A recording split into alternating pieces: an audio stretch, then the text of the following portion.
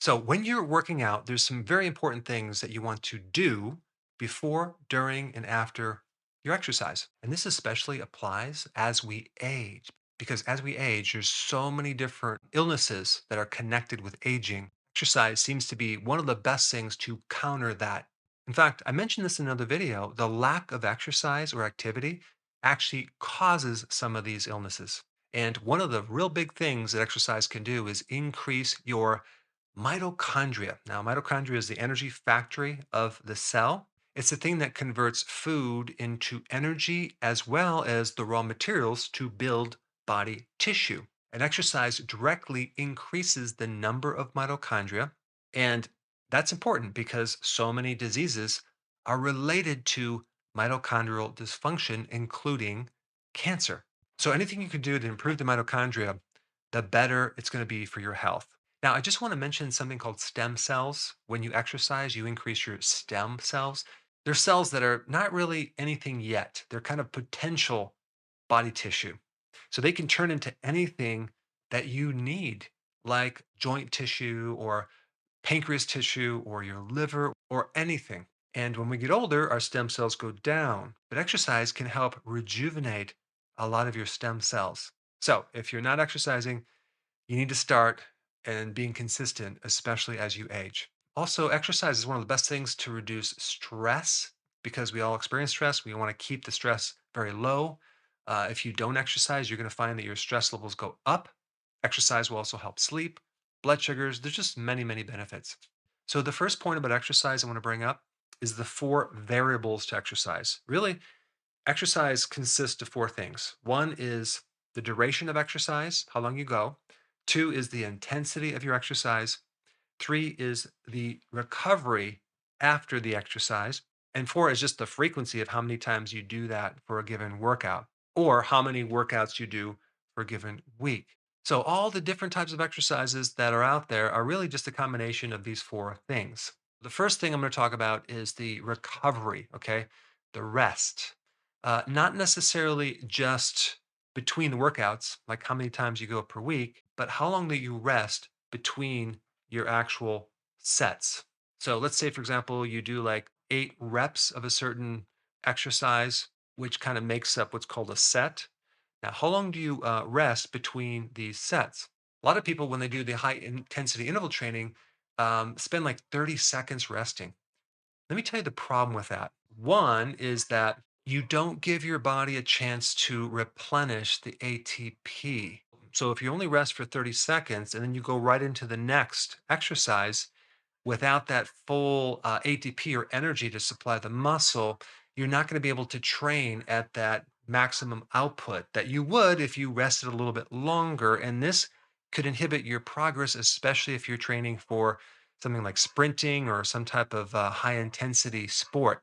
30-second rest is not going to be enough. You're not going to replenish your ATP. The best thing to do, especially if you're doing this high intensity interval training, to rest like 4 to 5 minutes between these sets. That'll give your body a chance to replenish the ATP and be able to train for more maximum power. Because also the intensity is really the key with exercise. The more intense, the more growth hormone, the more muscle activation. So it's much smarter to focus on the intensity and less reps and maybe more sets than bring your intensity down because you're too tired and then try to do like a lot of reps because now you have to lower the weight and then you do less sets. So, more rest between the sets, lower reps, high intensity. Also, a lot of the benefit from this exercise, especially high intensity, occurs 1 to 2 days later when you're sleeping. You're creating all this damage with the muscle, and then in the repair process, your body becomes stronger because it's adapting to that stress.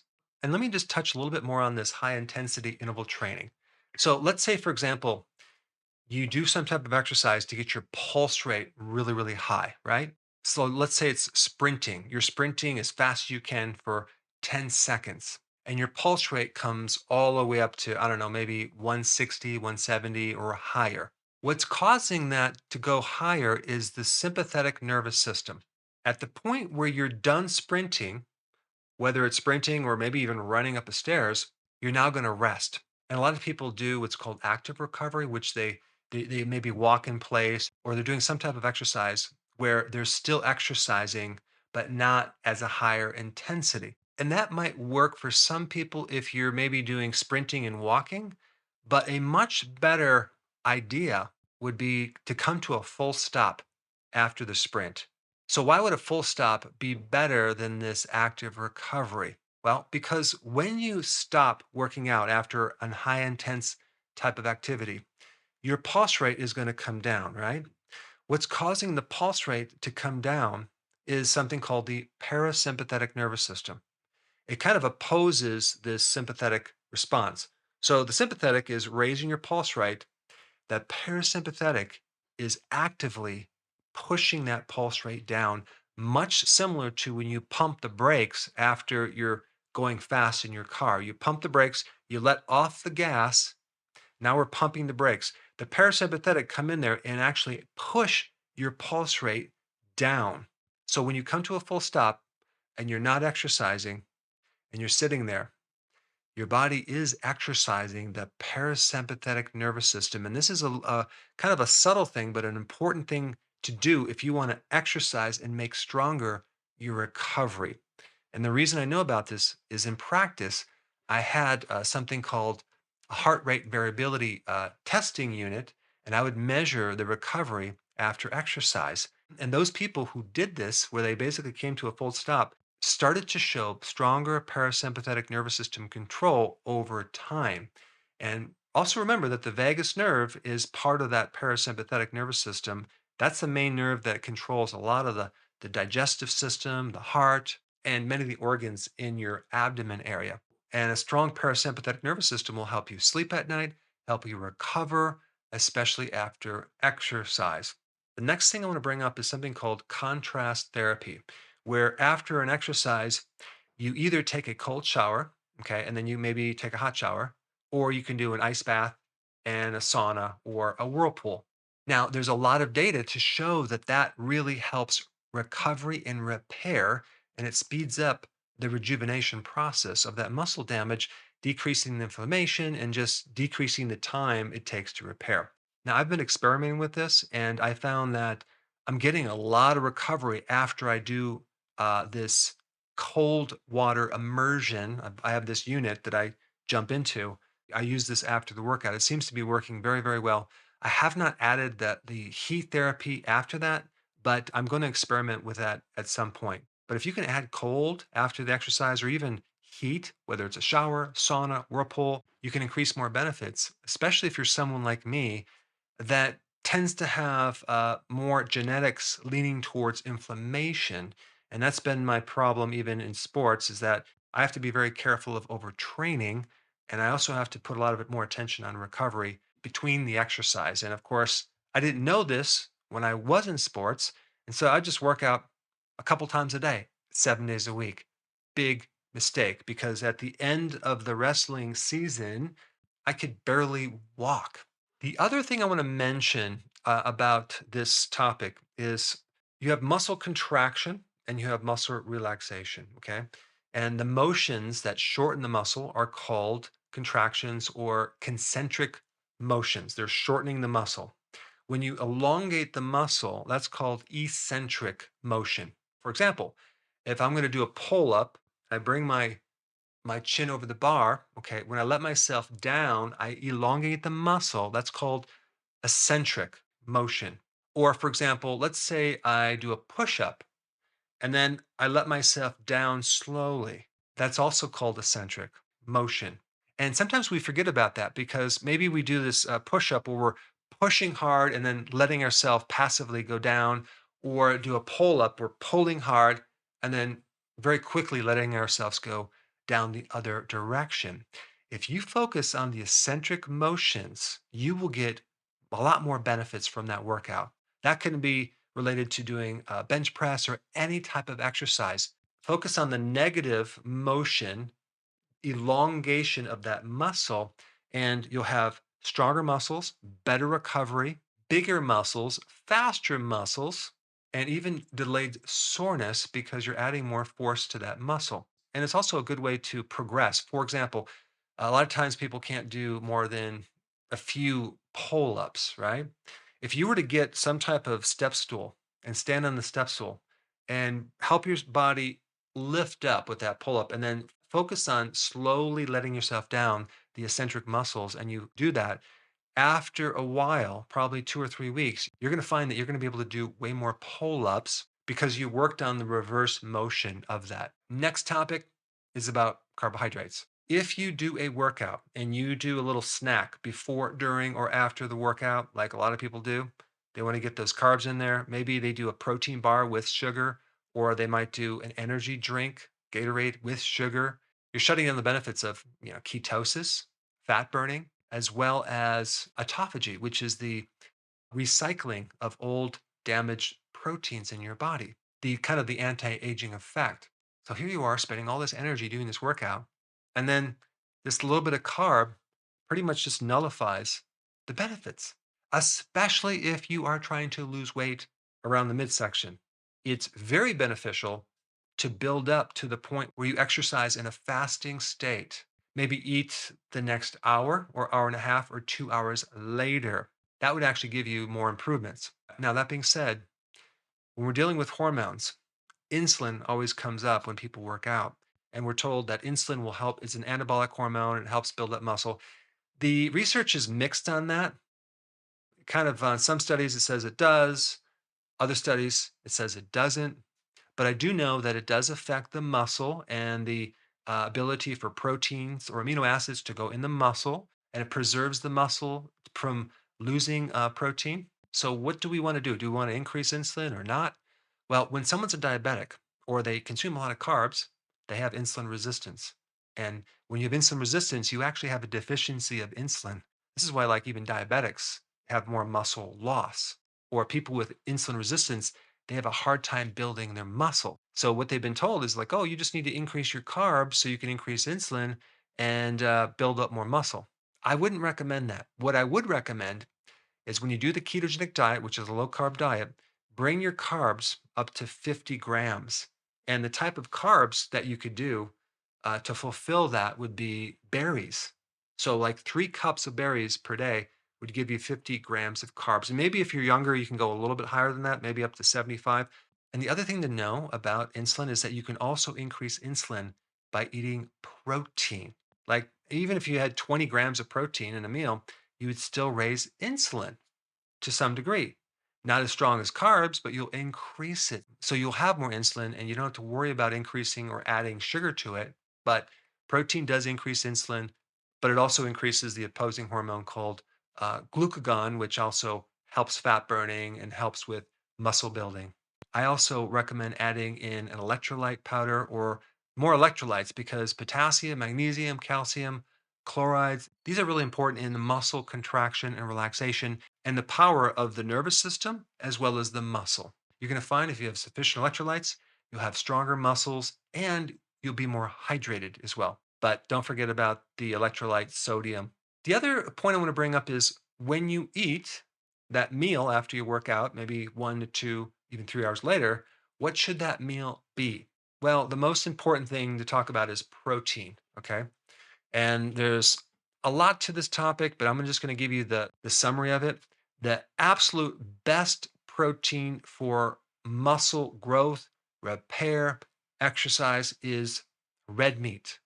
Okay. You can do that in hamburger or steak or whatever. You can do also lamb, which is a red meat, or other types of red meat. Why is red meat so important? Not only does it have more concentrated amino acids and bioavailable amino acids than chicken, especially, than plant based proteins, which are very insufficient, but red meat is kind of what you're trying to build. You're trying to build your own red meat. And so you're going to get a really good smorgasbord of all the factors that come along with building muscle, repair of muscle, and giving energy to the muscle. So we have something called carnitine, and carnitine is kind of like a little shuttle bus that takes fat and it pushes it into the motor or the mitochondria, the energy factory. It allows you to burn more fat. That's carnitine, and that's in red meat in high amounts. Then we have creatine. What does that do? That gives your muscles the fuel for high intense burst of exercise. And it just so happens that red meat is loaded with creatine. Then we have another one called carnosine. That's in red meat. And that it can act as an antioxidant to buffer some of the lactic acid, the acidity that's generated when you exercise. So that can actually increase your performance, increase your longevity, allow you to work out longer. But that's not all. Red meat also has all the cofactors. And I'm talking about like iron, the B vitamins that are necessary to allow these amino acids to work. You see, if you just consume like whey protein powder, you don't get the cofactors. You don't get the vitamins and minerals that allow that protein to be metabolized like you would if you had red meat. I mean, just think about this for a second. Inside your muscles, okay, what generates the energy is the mitochondria. I don't know if you've ever taken biochemistry before, but even if you have, most people still are confused on what this Krebs cycle is all about. The Krebs cycle is like an assembly line of little things that occur inside the cells, inside the mitochondria. And your body's taking this food and transforming it into energy as ATP storage. And it's turning food into the building blocks so you can build up body tissue and body chemistry. So that's simply what the Krebs cycle is. But what a lot of people don't know is when you go through the different points or stages on this assembly line, you need certain nutrients for that to work. If you are low in these certain nutrients, you get a bottleneck. It just stops working. And that's going to affect the Krebs cycle. And that's going to back up your energy and your biochemistry of someplace which is occurring somewhere in the body. And there's actually a way to test it, which I'm going to do some videos about. But the point is, you want this entire assembly line to be free flowing without any micronutrients missing. And I'm talking about iron, B1, B2, B3, B6, B5, about magnesium. I'm talking about manganese and another nutrient called coenzyme Q10, right? That's in the mitochondria as well. Well, guess what? When you have red meat, you don't have to worry about it. It's all in there. If you have a high quality, like grass fed beef or hamburger, whatever, all of those cofactors, everything I talked about is in a package. It's inside there.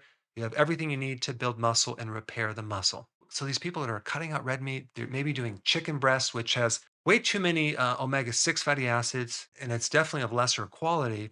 And so is like plant-based proteins. That's like really low on the list. Whereas sometimes people think those are clean proteins to help you. They're not. There's other things you can do too. You can do eggs, and those are good.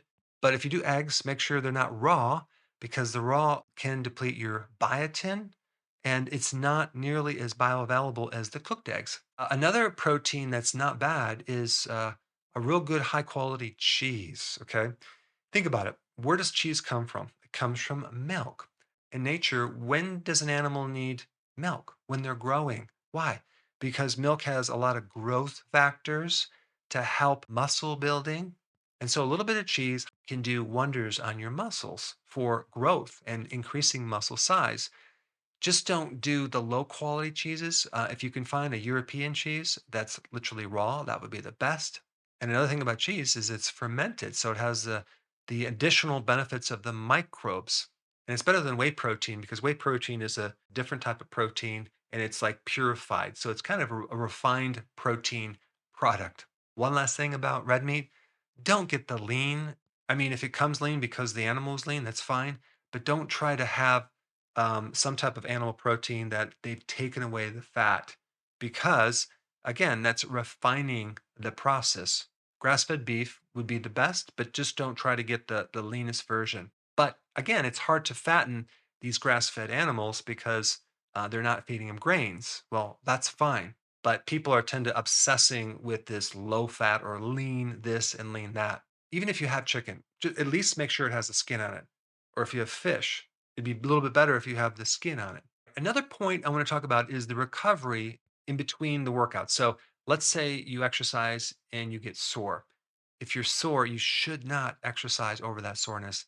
Let your body recover. And sometimes it might take more than a day or two or three or even 4 days. And instead, focus on your sleep. But I just want to make one little point about the sleep.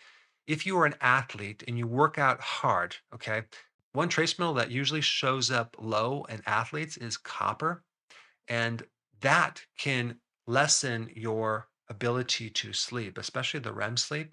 So if you're an athlete and you're finding that you can't get the 7 or 7.5 or 8 hours, add a little copper before bed to your diet. Not a lot, just a little bit, and watch what happens. It might just enhance your sleep.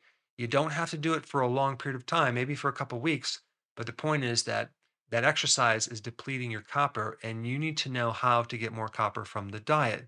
Now, I've given you a lot of tips of what to do to optimize your workouts before, during, and after a workout. But there's some really interesting information relating to this red meat and what's in a red meat that can help you recover from exercise. And I put that video up right here. Check it out.